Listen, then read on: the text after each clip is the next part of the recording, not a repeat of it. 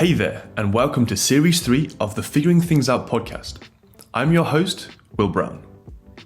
Our third series explores the topic of creativity. What exactly is it? How does one curate it, make time for it, or even sustain it? Can you teach creativity? Are we born creative? How to get out of your own way? And much, much more. We hear from our own guests' experiences, their life stories, and their advice and ideas on creativity. There is a ton of gold in this series.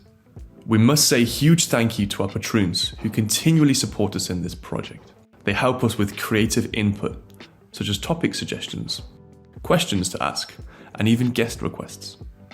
If you'd like to become a patroon and get involved with the podcast, please visit Figuring Things Out Podcast via Patreon. In doing so, you'll allow us to keep making these conversations and support us in keeping it ad-free. In episode 3, we had a great conversation with David Johnston of Accept and Proceed. He came into the conversation with a list of randomly selected words, and we tried to creatively add them into the conversation. We both really enjoyed this, and I decided to take it forward and put it into episode 4 and episode 5. We'd love to keep this going as it's a really lovely addition of chaos, volatility, but also intrigue. It keeps me on my toes, and therefore the conversation has a little bit extra. Please let us know in the comments if you like or dislike this, and if you have any more ideas. Thanks for listening, and now, on to today's guest. Enjoy the conversation.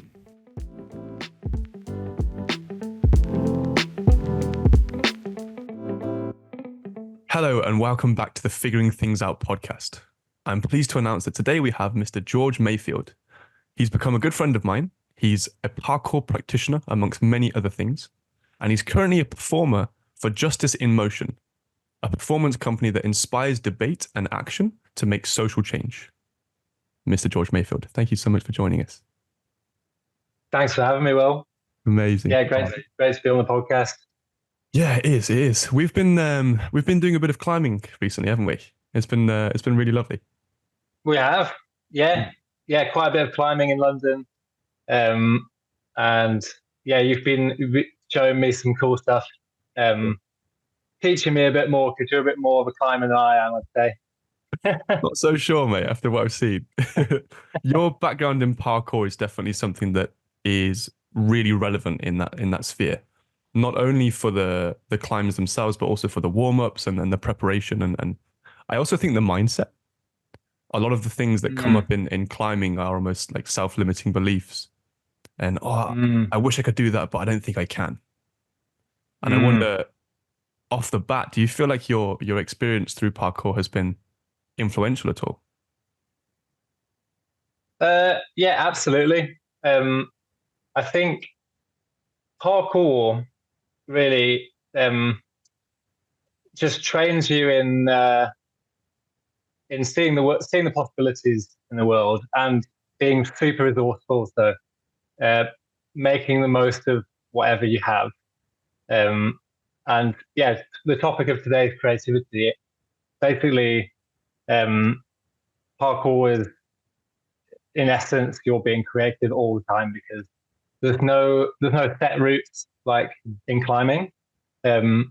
You're just looking at whatever you have around you, and there's infinite possibilities of how you can move. And so you get used to you just look at a space as quite a blank canvas, I think. And that can help you to see possibilities of how you can move and create, which, perhaps you wouldn't get so much if you were trained in more of something where you're kind of looking for a specific route. So I know, we've found that when we've gone climbing together, that I don't necessarily know the what a route is kind of prescribing me to do, and so I'll just kind of, in a parkour fashion, make it up as I go along, and not necessarily see the kind of obvious logical way that the climb has been laid out. So it's got its positives and negatives, I think. Definitely. I do think that I wouldn't necessarily say that it's logical climbing in a certain. It is once you know the technique. I think any technique can be logical because it's essentially leveraging physics, right? You're trying to use anything to advantage that you can in that realm. What I do see with you is that you have an intuitive way of climbing because of the parkour. I would say you're physically confident, you're physically explosive, so you just attack. Whereas other people could be more timid or a bit more static or a bit more calculated maybe. But I think what's great about you is you're just like, boom, okay, I'm on, I'm in, and if it doesn't work out, I'll drop a Yeah. roll and we'll start again, and that's really nice and it's really fun. Um, Mm. I want to go back. I want to go back to the very start of George and his how he found parkour. What was the first thing that you saw and what inspired you about it? Mm. Okay, so I had a very active and adventurous childhood. Um, so I am the youngest of three boys. Um, Jealous. um, and my parents gave us an amazing gift of super adventurous childhood. So we like did loads of camping, loads of physical stuff. Um, bits of climbing, trampolining, whatnot. And then my first love was skateboarding. I got super into skating and did that from like the age of like 7, 12, like really just so obsessed with skating. And then um, parkour appeared in the it kind of, I mean, it was pre YouTube. It was like the internet was still quite a random place. And I remember my brother Jonah, who's the middle one, he was like, "Oh, this guy at school who was quite like techie. He's like, this guy at school has like found some videos on the internet of these guys doing like backflips and like jumping between rooftops and stuff." Um, and yeah, I remember just like we stood around like the family computer watching these videos and just being like having my head blown off essentially, kind of mind expanding, like seeing the stuff that I suppose I was already like the kind of kid at school who was running around and jumping over stuff, but then seeing adults doing it and seeing them take it to like amazing levels um, got me so inspired.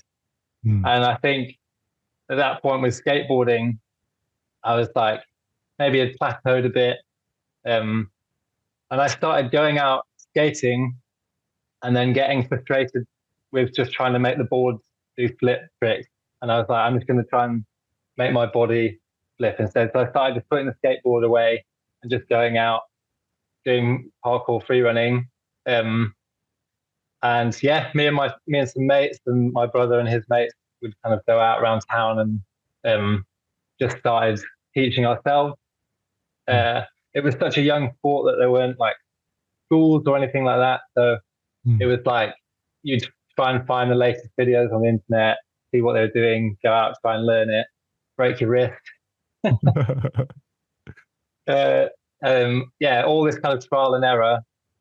Um, but yeah, then I just got suddenly like parkour was my obsession. Um, and the friends that I kind of started with, they gradually dropped off. But I was kind of so into it that got really involved. There started to be like internet forums emerging. So there was a thing called the Free Run Forum, which we would post videos on, and that became like an amazing community. I started meeting people around the UK, going to these epic jams in London where like 300 people would all meet up and be like, "Hey, you're the guy off the forum." Mm. And yeah, it was amazing. Such an amazing time. Like the sport, we all kind of saw the sport grow, and you knew exactly kind of where the sport was at and what moves people, like what was kind of the latest moves in the sport. Um, I became part of. Urban Free Flow, which was like a big team at the time, slightly controversial team. But yeah, then that started doing kind of professional work and then competitions. Um, did the World Championship, did like some Red Bull Art of Motion competitions. Mm. Um, and yeah, I've been doing it for about 18 years now. Wow. Wow. It's so interesting to me because we're more or less the same age. And at that time, I had absolutely no idea what park. I didn't even know it existed. I was so Mm, involved in the team sport world. Um, mm. I'd love to know what kind of guys and girls were really active in that emerging community back then. Like, who were the first people that you met through the 3 Run Forum and then through parkour? And what had they come from? Had they come from inactivity? Were they doing some kind of structured sport before? What was going on? Mm. Um, so, well, some of the kind of leading figures at that time, we obviously had like David Bell and Sebastian Foucan, who like pioneered the sport, and the Yamakasi guys over in France. But I never really met them because they're like first generation. I'd say I was more like second, third generation. Um, so yeah, the guy that I really idolized was Chase Armitage, and then Daniel Elabaka, um, and yeah, and then I guess I got involved in urban free flow, and that had people like Hi Willis, who I know you know. Um, yeah, bunch of so and I think the the types of people that were big in the sport at the time who kind of were able to get get immersed in it straight away in a young sport. They were a lot from a martial arts background, Hmm. so they already had the the kind of full body flexibility, kind of acrobatic, like core strength, kind of full body thing. And I know some martial arts, wushu and stuff involve a lot of tricks and kicks and stuff as well. Um, and yeah, I think the philosophy of parkour appealed to um, martial arts practitioners as well. What what And there, yeah, what was the philosophy initially, or how did you understand it initially? um, philosophy um, initially was training your body to overcome obstacles to get from point A to point B as efficiently as possible. Um, training, like very functionally training yourself to um, be able to, yeah, move in any kind of scenario and environment.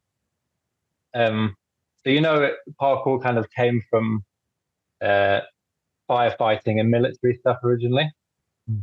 Um, yeah, and then so there's a lot about kind of training your body, training your mind, um, overcoming fear, and kind of being able to overcome obstacles. Um, and then there was also a lot of like community aspect as well, like training together. Um, it was non-competitive in the start, so it's like you're training yourself to be as good as you can, and you're encouraging each other. You're not really competing with each other, although that it kind of eventually got more competitive. Um, so I think it appealed to people who weren't really that into team sports, who were not so competitive, more like maybe a bit more introverted or wanted to, they're more kind of interested in um, self development rather than like a team thing Hmm. necessarily. I think that's really interesting because from the outside, parkour looks like quite a. It's not a performative endeavor, but it's something that's quite abnormal.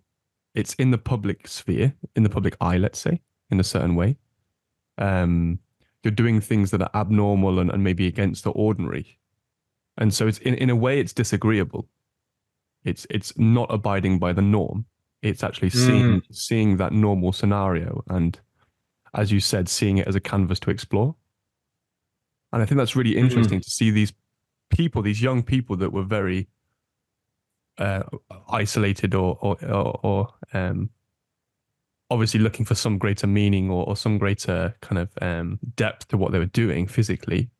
They didn't really engage with many team sports that are quite highly regulated, and they turned to this very open, chaotic, not very well defined at the time sport. If it even was a sport back then, it was more like an endeavor, just an mm, explorative endeavor. I think it's really interesting to hear all of these people that were really influential in the early times mm-hmm, were seeking this.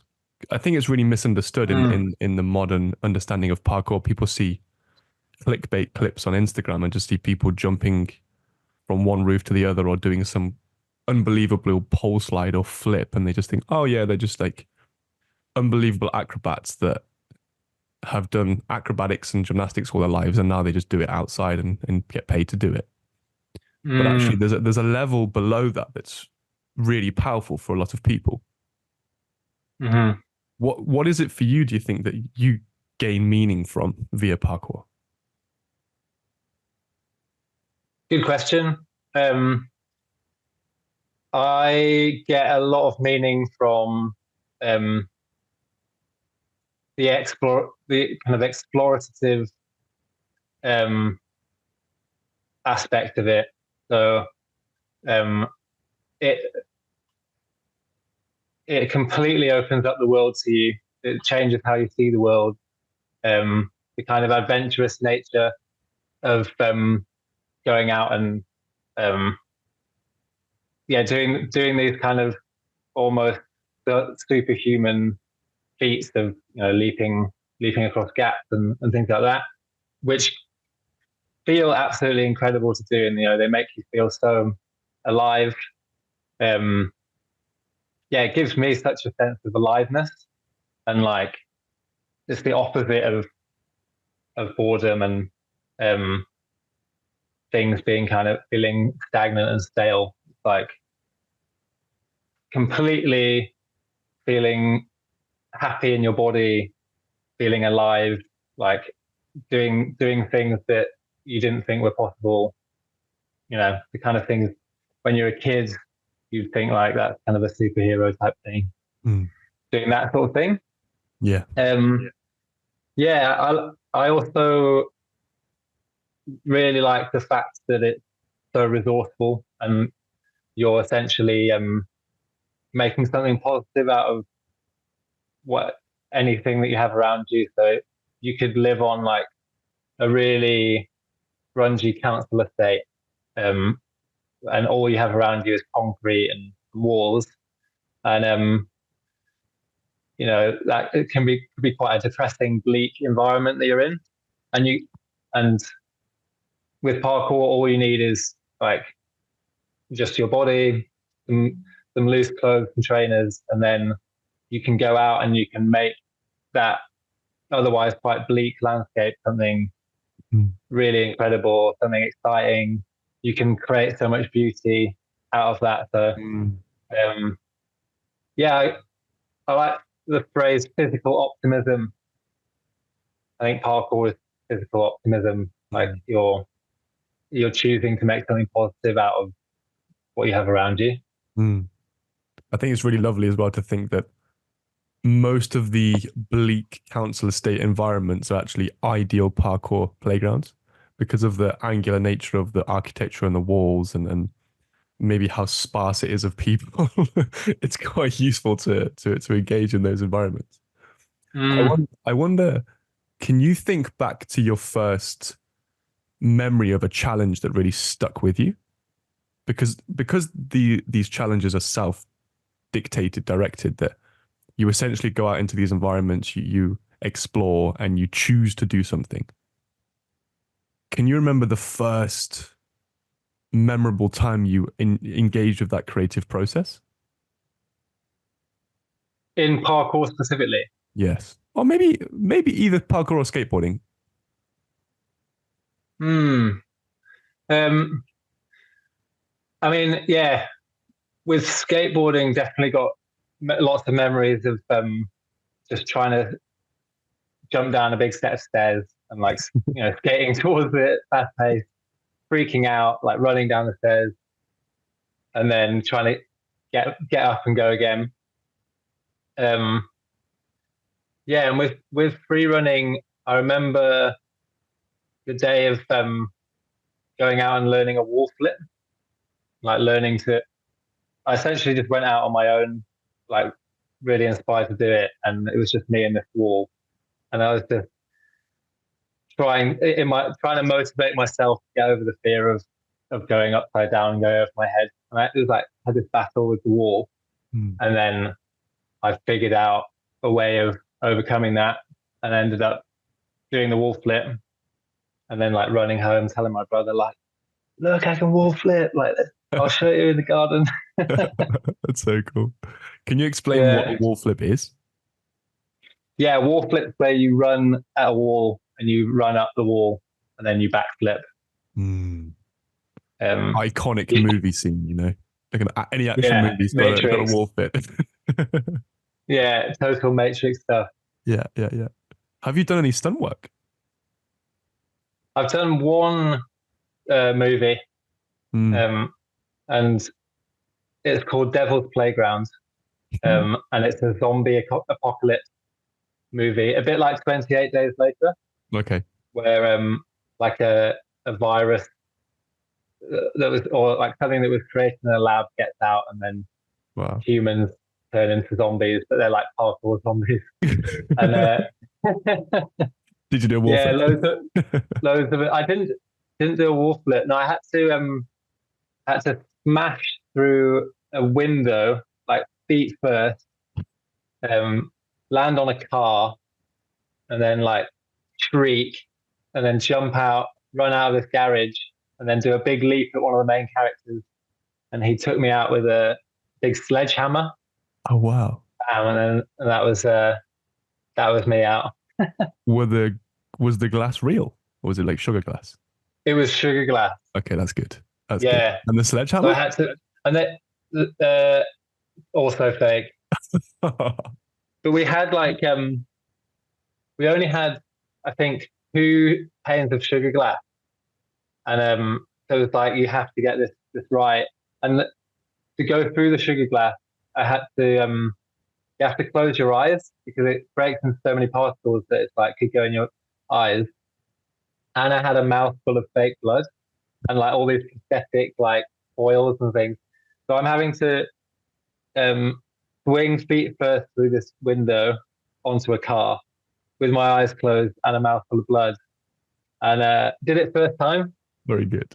Didn't need the second pane of glass. Yeah, yeah, yeah. Sorry to interrupt. Just a quick note. This podcast is a self-funded project and we're trying our best to keep it ad-free. If you're enjoying the conversations and would like to support us, please feel free to do so for the price of a coffee via Patreon. You can also share it with your friends as it really helps us to grow. For any coaching, courses, and event offers, please visit our website, www.figuringthingsout.com. For now, back to the podcast. It's interesting how, from my experience, and it's far more limited than yours related to parkour, how much, if you're able to get out of your own, let's say, cognitive processing mind, and a little bit more into that zone of trusting in yourself and your body, how much parkour opens up, and how much quality of movement and joy actually comes through, and actually how much safer it almost feels. There was a famous documentary, I think, called, or video at least, called "Choose Not to Fall," and I believe that was somehow related to Danny. Right? That's Daniel Labaka. Yeah, it was a Yeah. little video about him talking about that idea. Can you maybe explain a bit about your experience of that idea and if you think it's real or relevant? Yeah. Yeah,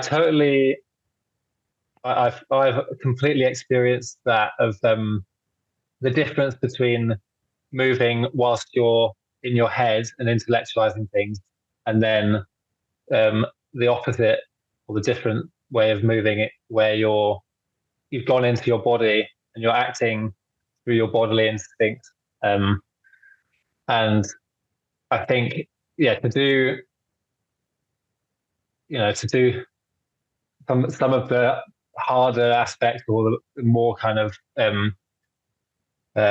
complex movements that you find in parkour, you kind of have to switch off mind and go into the body, and just trust all the training that you've given your body, and trust your instincts, and be in that really confident state where you're moving like an animal moving through the jungle, and you're just you're not you have to kind of push doubt out of the window.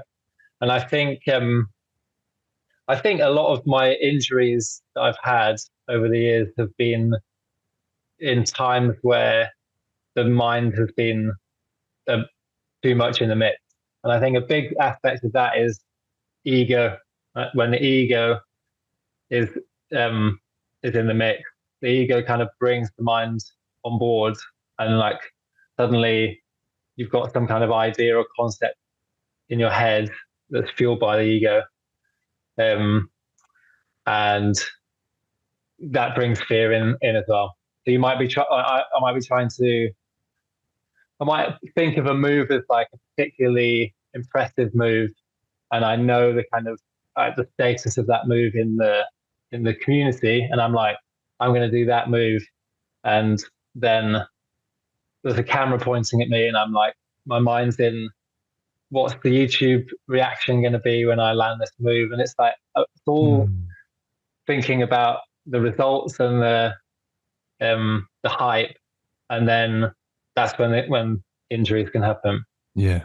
Rather than being in like a bodily state of play and just kind of feeling so good that you end up doing something amazing, Yeah, it's so interesting.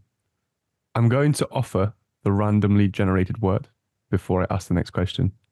Go for it. Please tell me 1, 2, or 3. 3. Rain is the randomly generated word. How is it training parkour in the rain? How does that work? But yeah, great word for parkour, actually. Yeah. And something here in the UK that we're very familiar with, rain. Very much so. It's great training in the rain. It's a completely different way of training. You're having to respond to an environment that's completely changed. It's not the usual grippy, reliable surfaces that you expect. You're having to work with with slippiness, and there's something about the atmosphere in the air as well. Like when you're in a damp atmosphere, like your body just feels different.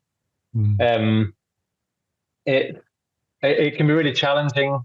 Like I've had many sessions where I've felt great, and then it started raining, and it's completely shifted how I feel, and I just feel terrible. Don't feel like training anymore. And then also I've had some really fun sessions where I'm, using the wet, like experimenting with like sliding, experimenting with changing techniques to be able to land on slippy surfaces.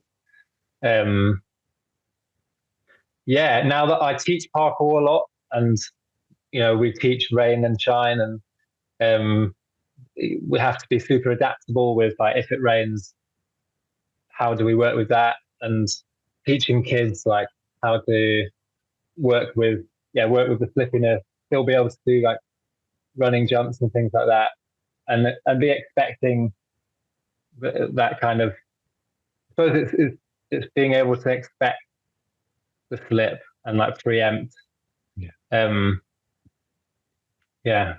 Puts you in that mindset of being ready for things to go wrong and be unusual, which I think is really healthy in training.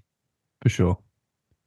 When you're heading out for a session, um, rain or shine, how do you work with your own expectations? You're going out there to train and it's like, oh yeah, Ken, we're going to this location. Do you have a certain expectation of yourself? Like, I want to do this move, and this move, and I don't care the environment. I'm going to try and put them in there. Or is it, I'm going to see the space as a blank canvas and see what pops up? Or where on that kind of spectrum are you? Mm. Uh, a few years ago, I would have been very much the former of having a list of tricks in my head that I wanted to do and thinking about a certain spot where I might be able to do those moves and going there.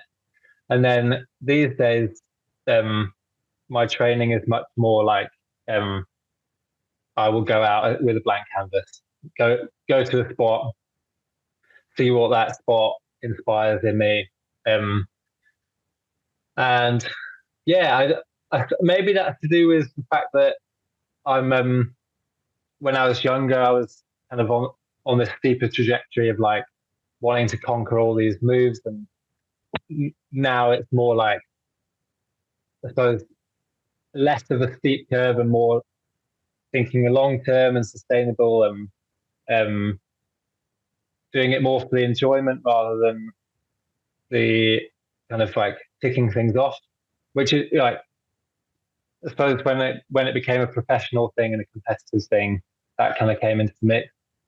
Um, and also, I suppose, the longer you've been doing something, to break through that threshold into the more advanced trick just gets harder and harder, doesn't it?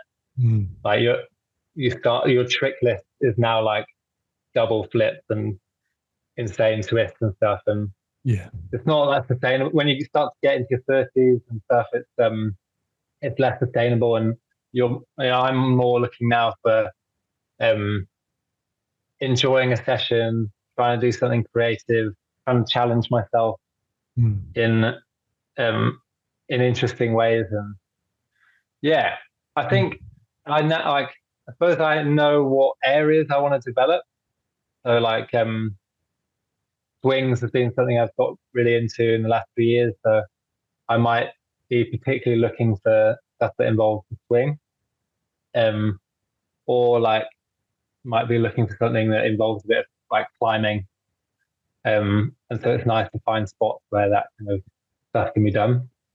Um, yeah. Really nice. Really nice.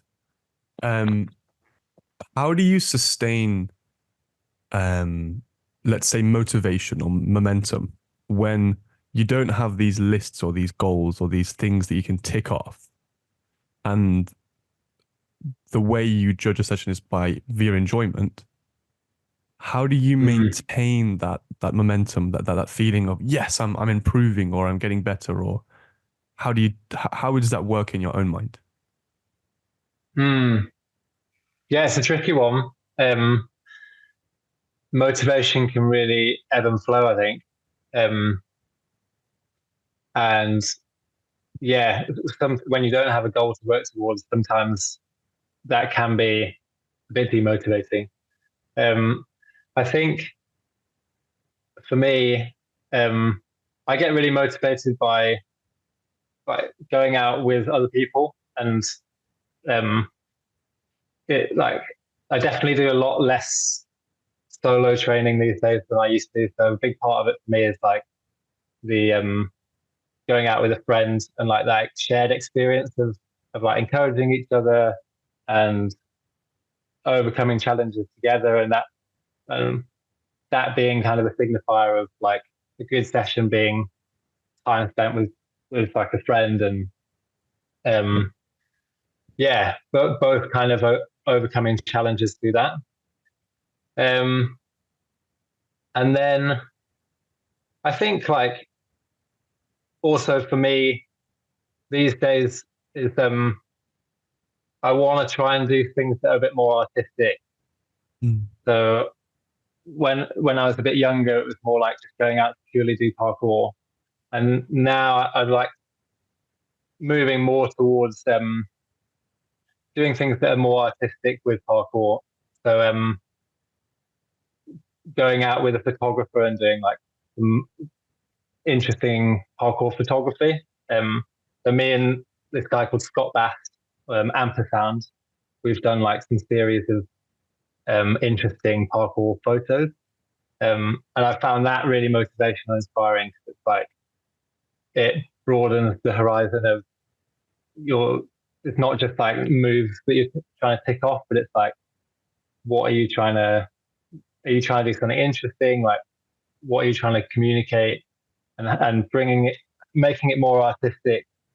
Which and the theatre stuff that I've done as well. That's kind of really opened that up to me.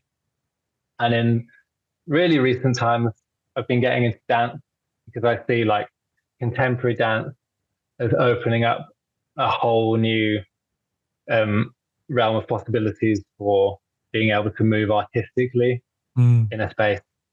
And my goals now are like, I'd love to get to the stage where I can fuse parkour and contemporary dance and theatre and yeah, do things that are more artistic and more beautiful and tell a bit more of a story. Lovely.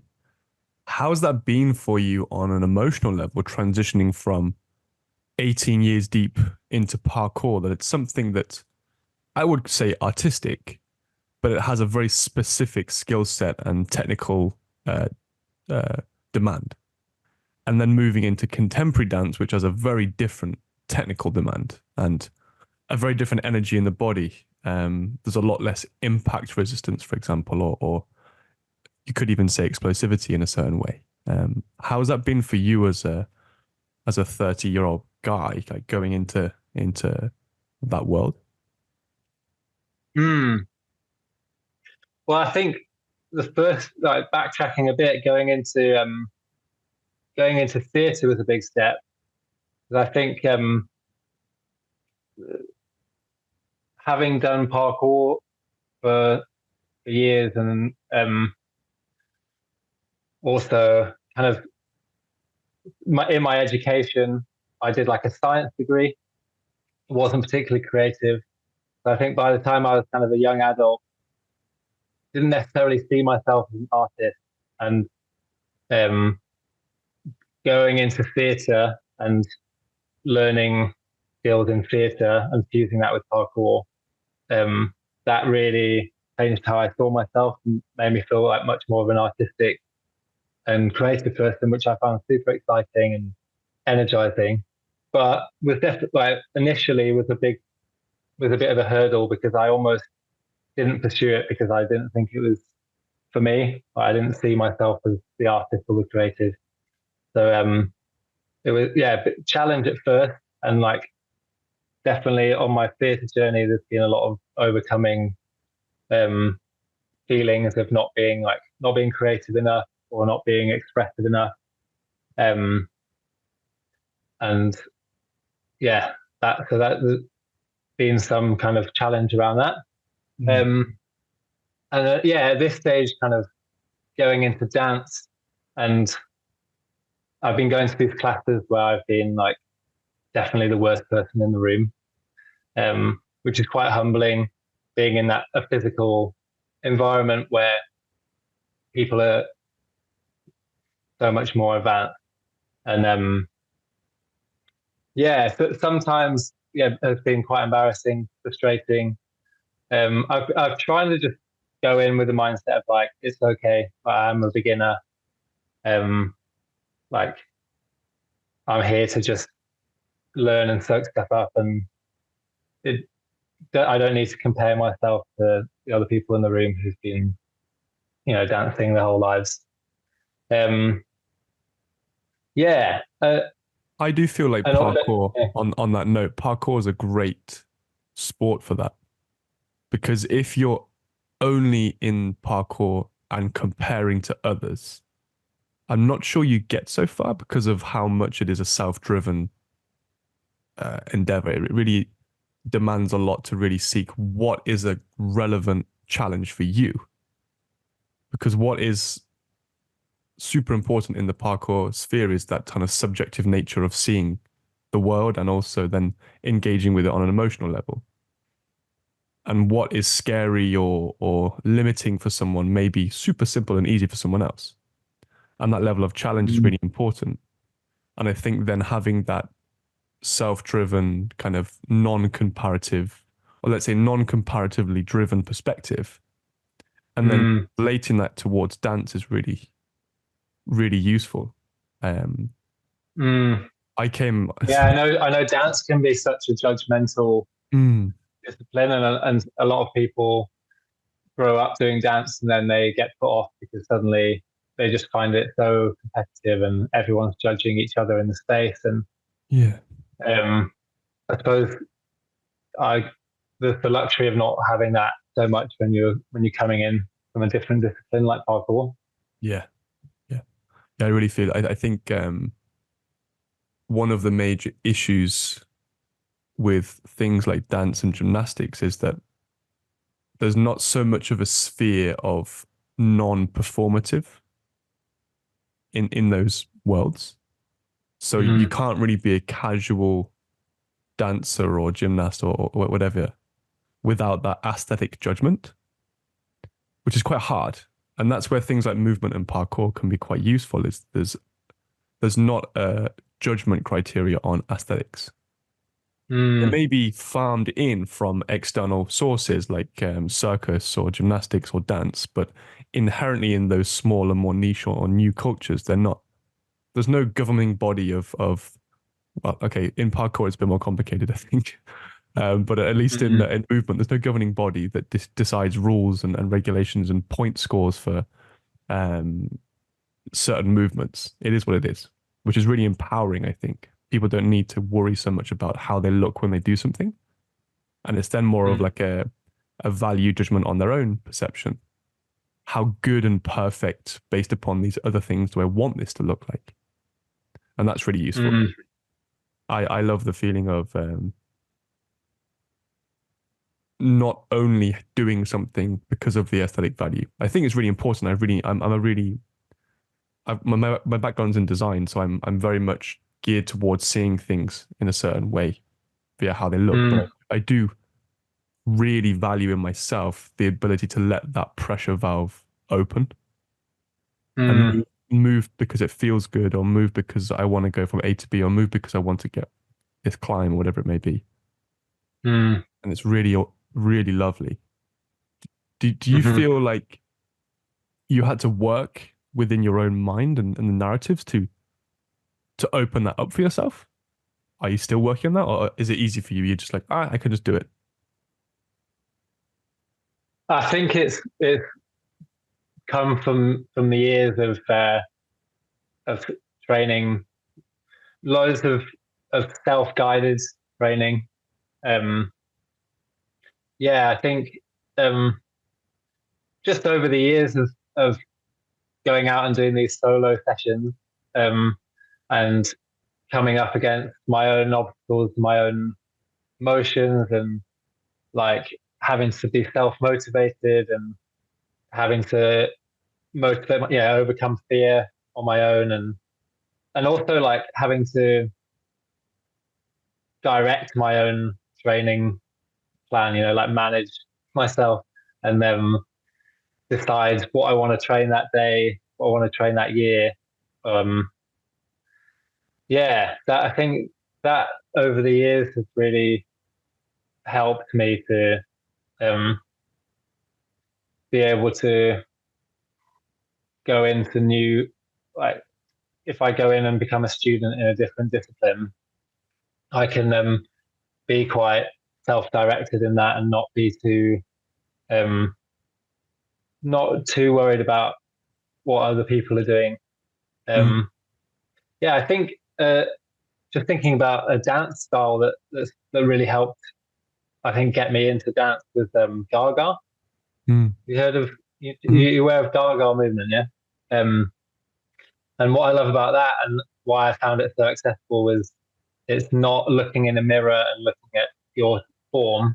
It's listening to internally how dance feels to your body, and it's about like what movements feel pleasurable, what kind of imagery is evoked by certain movements, or how does certain images impact your movement.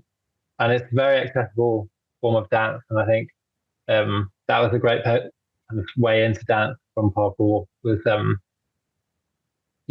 like how does it feel internally? Because that's like an instant way into enjoyment, and like anyone can just start dancing, and if they're listening to how it feels and experimenting and seeing what is enjoyable, that's like kind of a direct in. Yeah, the same as with like in parkour, it's just immediately enjoyable to jump between two walls, and you're like you have that it's so kind of physical, that sensation of leaping and landing. Um, yeah, it could probably be talked about more I don't think it's discussed in parkour enough about like listening to how things feel, and like doing things for enjoyment, and just like the pleasure of doing them. Do you work with the kids at all on that level, or is it too early to speak too much, let's say?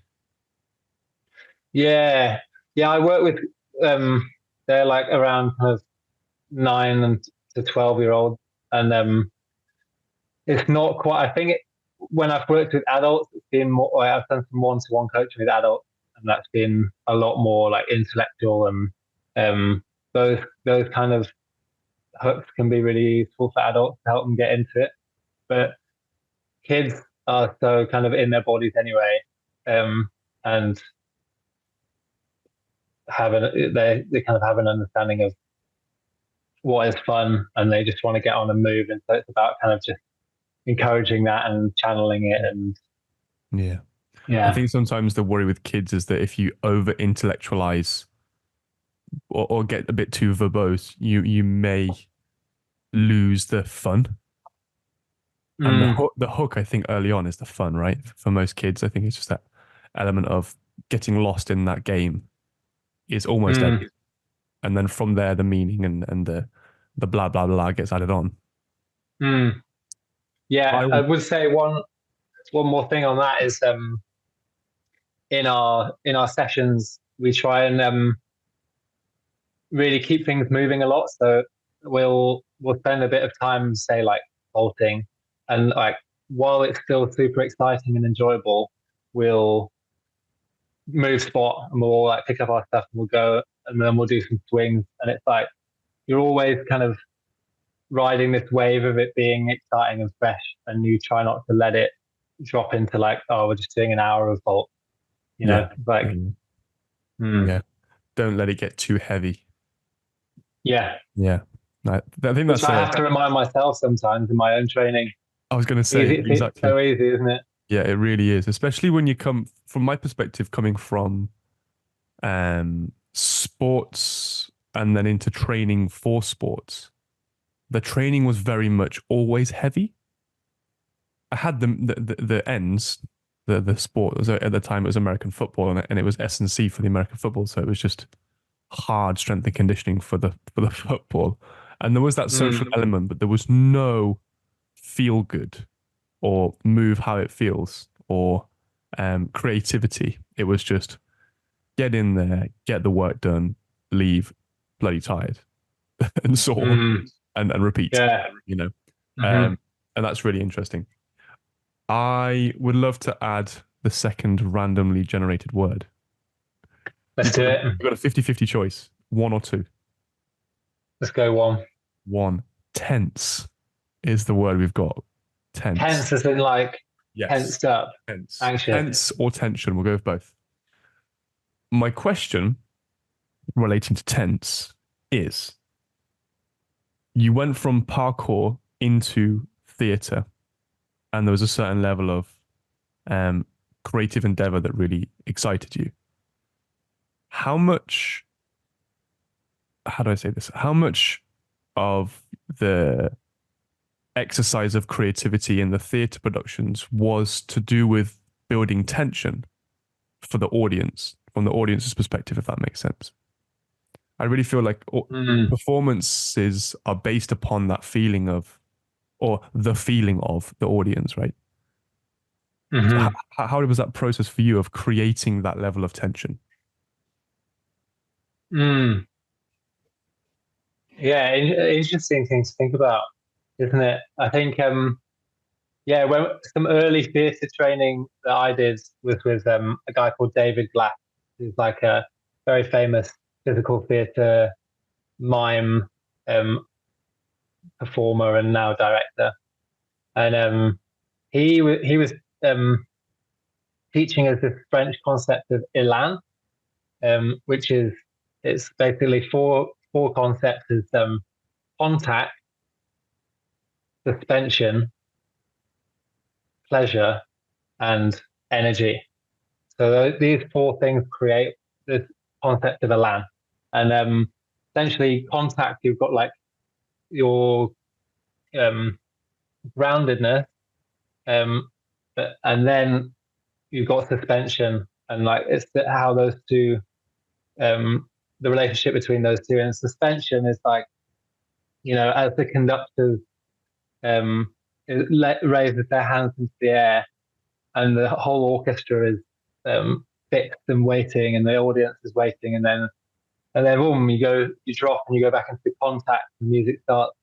It's that suspension part of Elan is like the creating the tension, and there's a real like bravery in, and it's difficult like that holding of suspension, and Mm.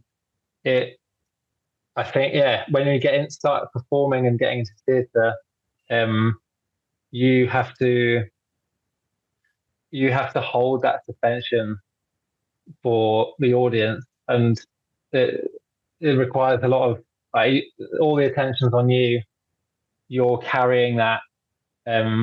You're holding um, that attention before then the release comes, and um, and a lot of that is like, yeah, being brave enough to like hold something long enough, and really taking your time with um, storytelling, which is interesting because it requires you to be grounded. And I found at first that I was so like flighty on my feet from parkour, like so used to kind of moving and darting here, there, and everywhere, that actually that doesn't create that much tension. But if you're really grounded and like still and precise, and your movements are really thought out, and you have a good sense of timing, that creates the suspension and the and tension. Mm. Um, and for me, like as I've built confidence in performing and being on stage, um, performing in front of an audience, um, I've got more confident with Mm. um, being grounded and holding that attention. Lovely Yeah, answer. Lovely answer. Perfect word. Another one. I know. I promised they're random. um, how much do you think your parkour or movement style has evolved through doing the more performative theatre work? Because I feel like there's a lot more that goes into the process now. Whereas before it was just self-driven, here, there, maybe a video or two, but it was quite short in regarding the time of a run, let's say, or a trick. But in theatre, you might be on the stage for 15, 20, 30 plus minutes where you have multiple things going through and different routines or one elongated routine. And do you think there's been an evolution or a process for you to of change? Mm, uh, absolutely. Yeah. Um, it's, I've definitely evolved my movement in a sense of being more flow, more like having to constantly be moving and not just trick here, but when you're when you're performing on stage and when you're crafting like movement and choreography, there's no, you can't ever be kind of switched off. You can't like do a trick. It's boring to just see trick here, walk over here, trick here. You have to, you never want to switch off. You don't want to be leaking information at any time. So you want to, a move has to flow into the next thing. And so, yeah, I think my flow has definitely developed. It's still something I'm working on because I'm a bit more geared up for these more like powerful, explosive moves. So like, I think developing flow is something that, is a bit of a journey that I'm on. I think as well, thinking a bit more aesthetically and visually about how something looks has been a development of mine. So rather than like, what am I functionally doing? So like, am I doing a particular trick? These days, when I go to a spot, I can almost, I like to sit back and look at the spot and the aesthetics of it and imagine like, what is a movement pathway that's going to be interesting and what's going to look aesthetic here, and almost like imagining and directing myself and then trying to do that movement pathway. So it's a bit more of an eye for aesthetics, and that's definitely helped with like the photography aspect of things as well, is thinking about what's artistic and what's telling a story.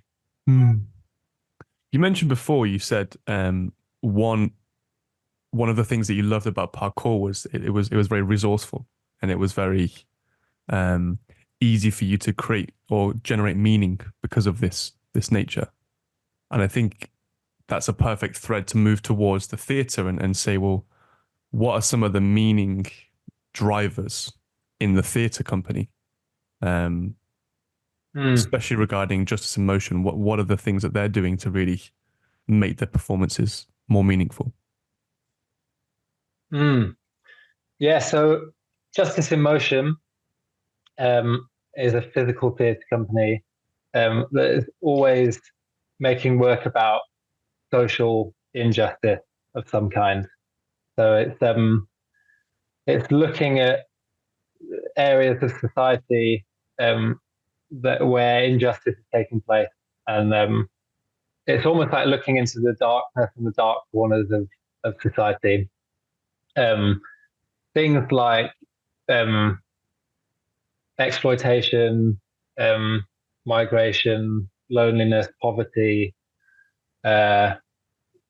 trafficking, these kind of this like dark underbelly of society that you really have to, like, it takes a lot to look at, and it's easy to kind of try and pretend that it's not going on, but it's looking at where we're failing as a society and where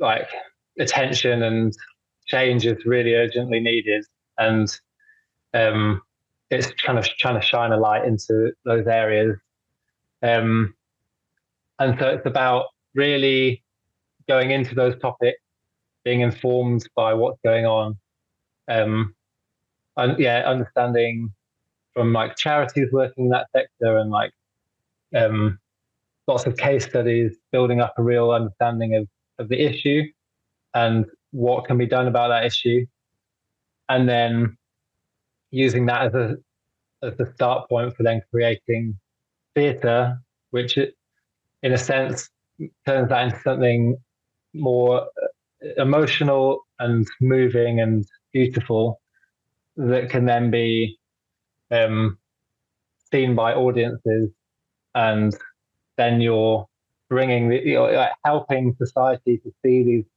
really dark areas through something beautiful like a theatre performance, and bringing in elements like parkour, trials biking, rap, dance, to just completely bring these otherwise very heavy topics, bring them to life, make them exciting and engaging. And the hope is that people see an amazing show and they see something really engaging. They connect emotionally with these topics and these kind of areas of society that need change, and they might be moved enough and inspired enough to then be changed in some way, and whether they then go and vote differently, or they get involved, or they donate to charities, or whatever it might be. It's kind of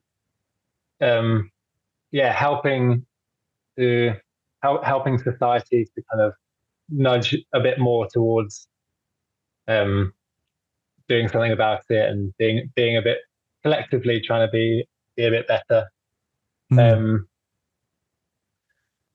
And so it's kind of inherently meaningful, I think. And the company was set up originally by Anya Meinhardt. She's the artistic director. She was so distraught and upset about the state of or just injustices, and all these different areas of society where people were being failed, and they're not, just things where you can just see how unfair it is.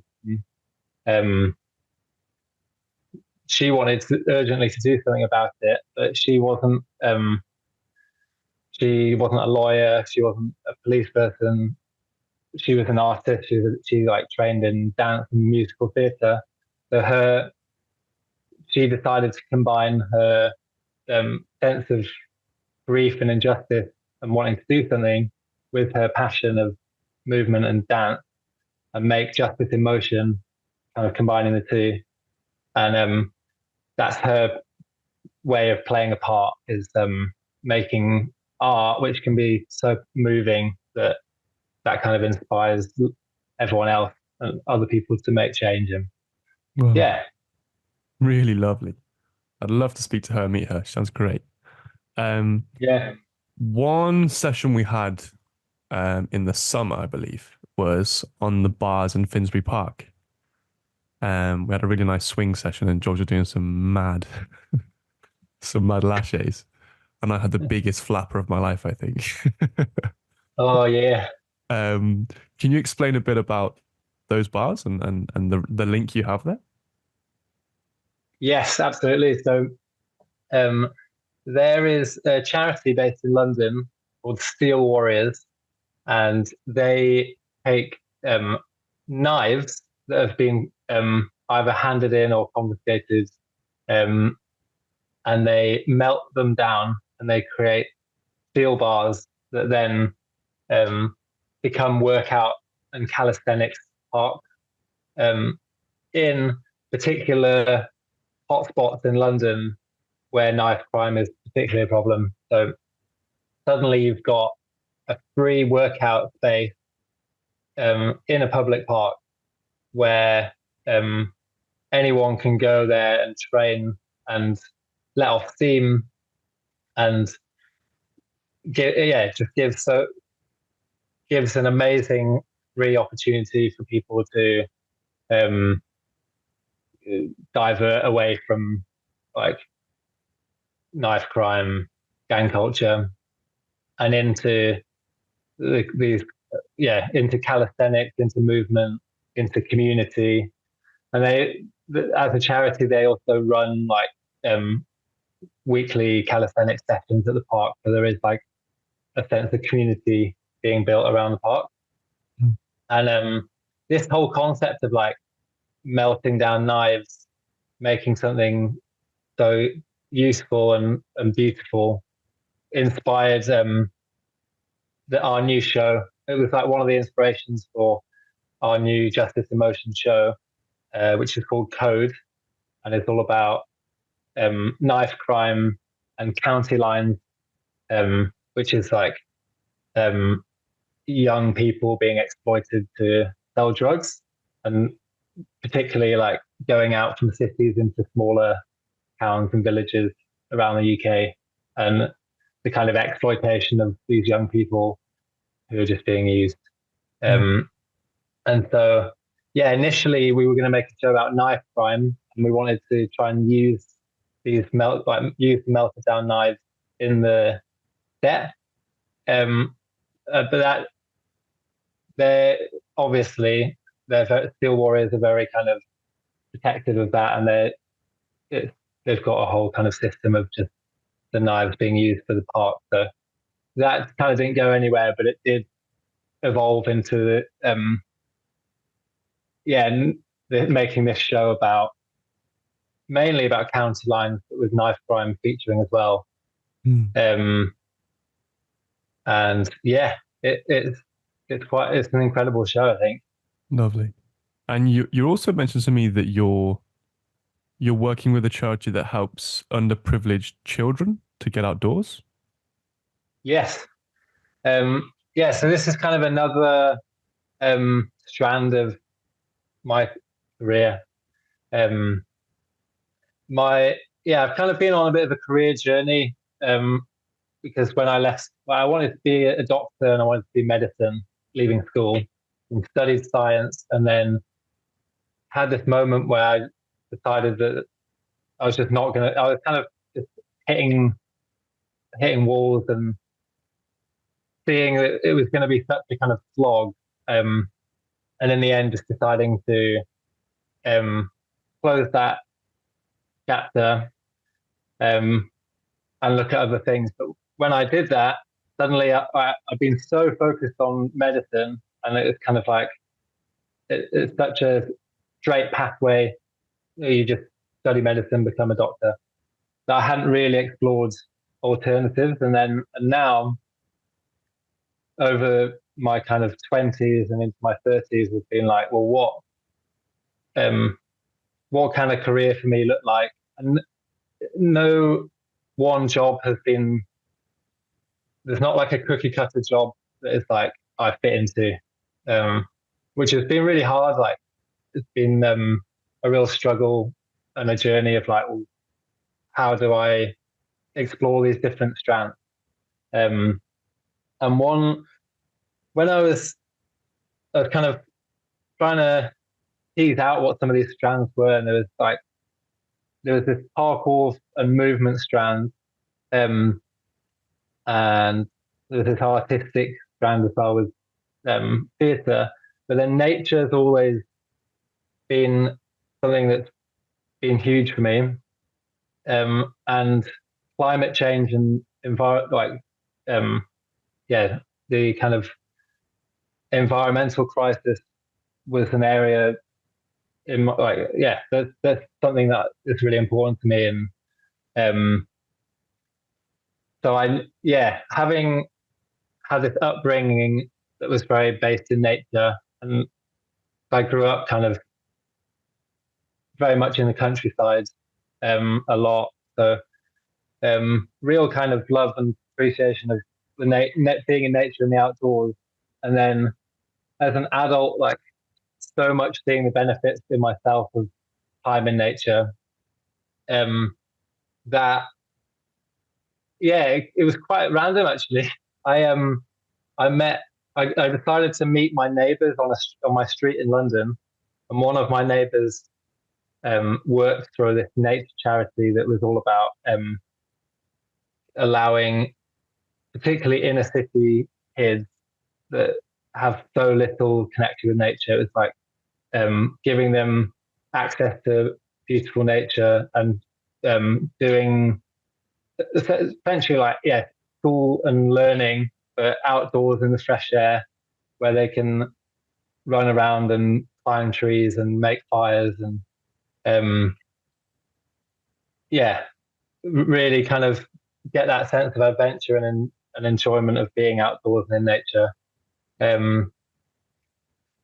This charity is based in North London. It's called TGC, and I started getting involved in them and teaching forest school, which is an outdoor learning practice where you're out in nature, and you do it over kind of a long-term program of that's every week you're having exposure to it, and it's very holistic. You're doing like um, cool, very practical things. You're doing artistic stuff. You're doing like quite like spiritual, where you're silence and meditation and stuff. It's kind of very very holistic. Um, and yeah, my particular role is I do these programs in the summer where it's like taking inner city young people out of London and giving them the experience of camping and being outdoors for a whole week, um, and doing things like cooking on a fire and um, going on night walks and stuff. Kind of like these things that I had the privilege of being able to do as a kid. And like some of my favorite memories of being a child were like camping trips. Yeah, just going on these epic hikes and stuff. So it saddens me when I see kids growing up in London who don't have that. So this is a way of trying to provide that experience. Yeah. Beautiful, mate. Really nice. I think it's the perfect time for the final random word. And it's a one of one choice. And I've just read it and it's animal. Which I think is animal. We've done really well with it. Yeah. Rather than me ask a question, would you like to talk a bit about how the word animal relates to you and in any factor of the conversation we've had today? And we'll round out on that. Yeah. Animal.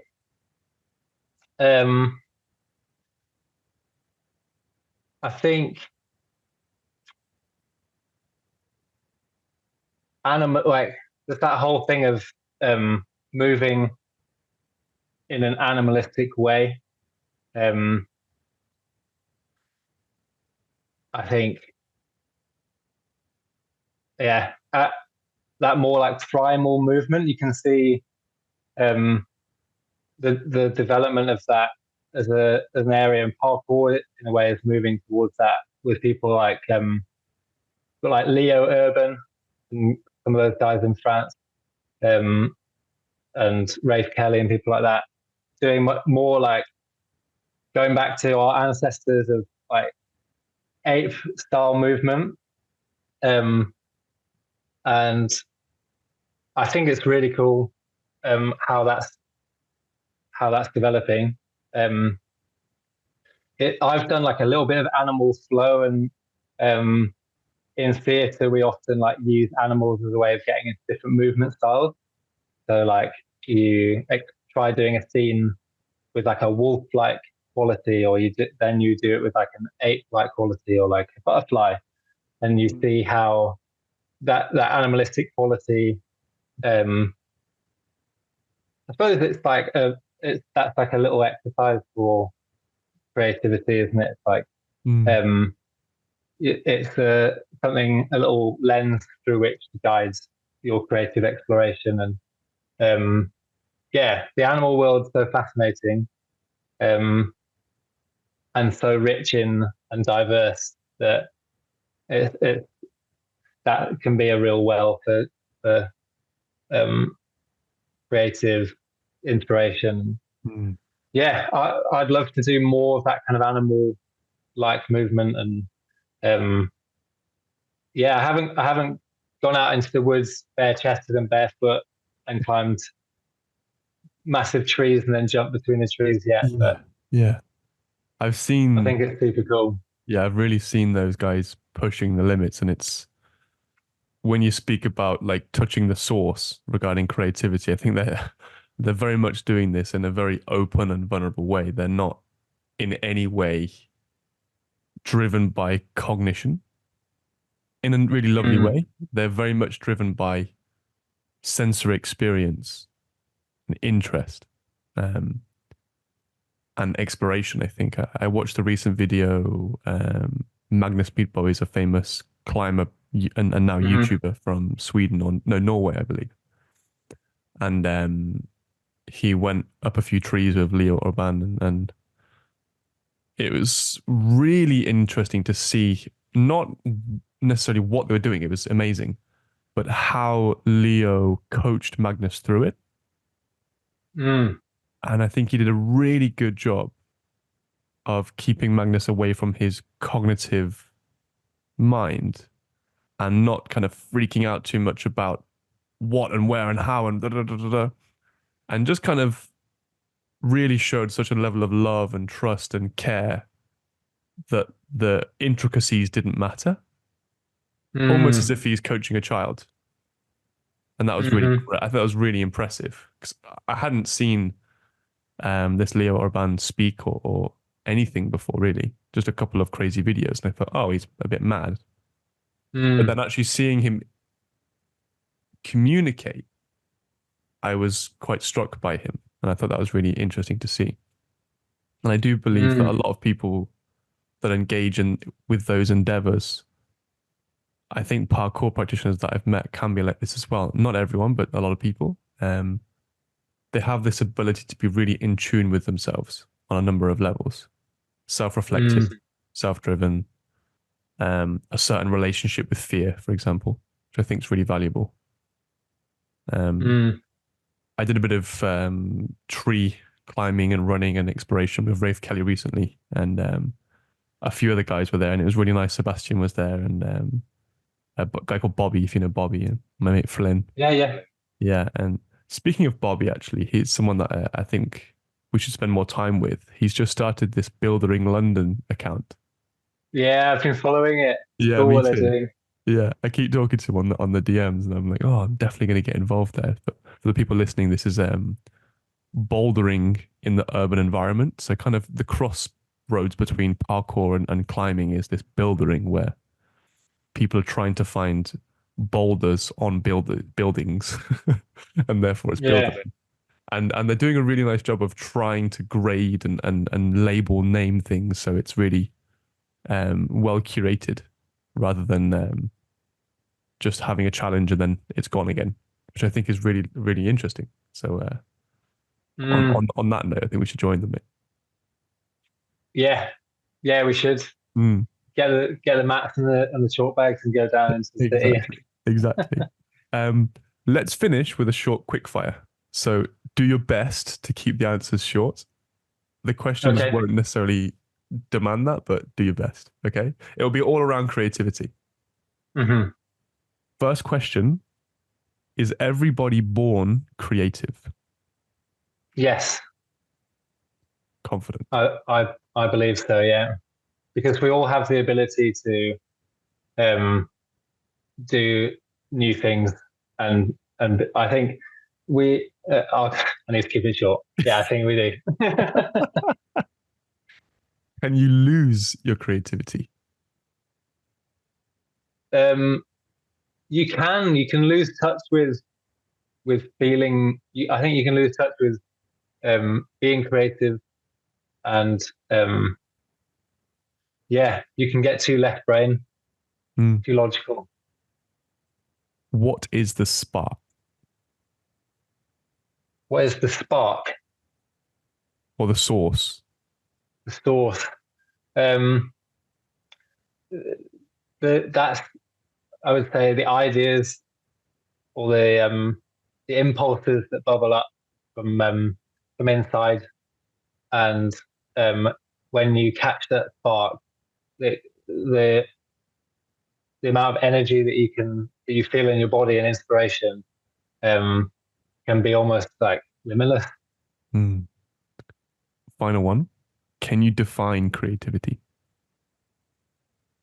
Yeah, I think that creativity is um, looking internally and um, doing something that comes from within rather than based on something external. Lovely. George Mayweather, thank you so much for joining us today. Absolute pleasure, mate. Thanks, Will. Yeah, lovely to be on the podcast. Is there any links or websites or anything you'd like to share that people can find you from? So at George Mayfield um, on Instagram, if you're interested in the theatre stuff, check out justiceinmotion.co.uk. We're going to be touring Code outdoors around the UK next summer. So check out on there, and follow us on Instagram or any social channels. And yeah, come and see Code. Lovely. Thanks, mate. And that's a wrap on yet another conversation. We're up to series 3, which is amazing. Thank you so much for listening, for engaging, and for supporting if you're a beloved patroon. If you're new here, I'd love to just give you a small insight into the inspiration behind the podcast. It's based upon a favourite metaphor of mine, and it goes something like this. There were 5 blind folk walking through a jungle. They come across an impassable object. The first one goes to the object, reaches, feels the leg and goes, it's a big strong tree. The next one comes to the object, feels the side and says, no, it feels more like a wall. The next one comes up, feels what he thinks is a large snake. The next one comes and says, no, I think it's more like a spear. After all 5 perspectives are taken in, they realize that actually the impassable object is an elephant. And to me, this is synonymous with allowing various perspectives to enliven or enlighten one specific topic. The idea, therefore, is we engage with 5 different people every series. We interview them on the same topic, and we gain 5 unique insights into this topic. If you enjoyed this series, we also have some previous series. Series 1 was all around the idea of movement. Series 2 was all around the idea of injury. And we also have now what we call side notes, a short form version of our conversations that we share between the gaps in our series. As always, it really helps us if you like and share this with your friends and family. We're a self-funded project and we're slowly growing step by step. We'd love to continue these interesting conversations with these amazing individuals for you guys to listen to. So please share. Thank you so much from Will and Harvey. Keep figuring things out.